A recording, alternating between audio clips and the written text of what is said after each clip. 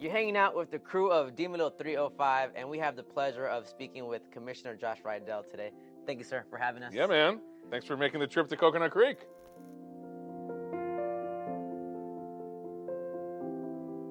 Beautiful place. Beautiful place.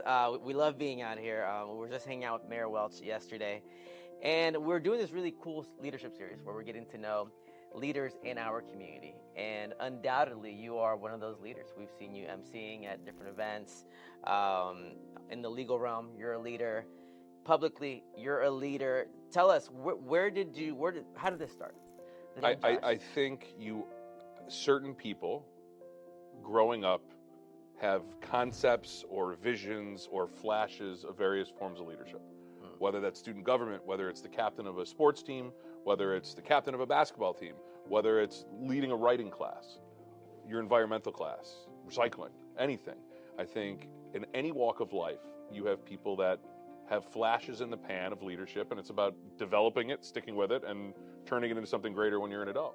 So I was one of those kids that was always very active in leadership roles as a kid. But I will tell you, my life path, I'm very surprised it took me sitting in a chair with you in City Hall, but I guess we can get there. When was that kind of first moment where you're like, you know what, I actually enjoy being in this leadership position? You know, of all the interviews I've done, no one has ever asked me that question. So I'll share a story with you I've never shared with anybody. Okay. Freshman year in high school, class elections. Okay. I ran for student body president. I ran and I gave a speech, and the speech was, you know, in lieu of like David Letterman years ago. Okay. Top 10 reasons to elect Josh Rydell. And I did like a comedy speech that I got up because I was always the class clown. I got up and gave a comedy speech of 10 reasons to elect Josh. Do you remember one of the reasons by any chance? I don't offhand, but I will tell you my mother still has that speech. Really? Yeah, so I probably could like phone a friend and she would remember one. Moms have a way of holding keep on to everything. things. Everything.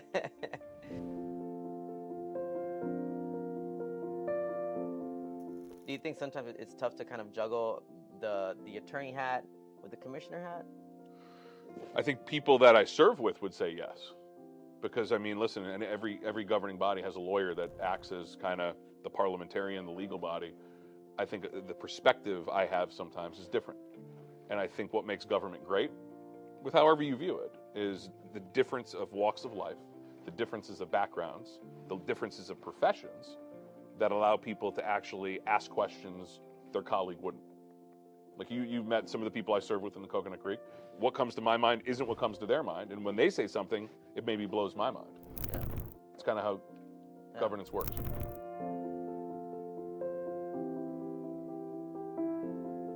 What is next for Commissioner Josh Rydell? What are you looking forward to personally, professionally? You know, I watched a reel. I watched a reel on somebody, and they said something to me, and they said, we are, as adults, as humans, as parents, we're only creating memories in our life for other people. It's kind of crazy if you think about that. Yeah. So like everything we do on this earth means really nothing except in the memories that we're creating for other people. So the answer is I want to create positive memories for those that continue to lead, and my family that continue to grow, and for my kids. Thank you, sir. We appreciate your time. Appreciate you. Yes, sir.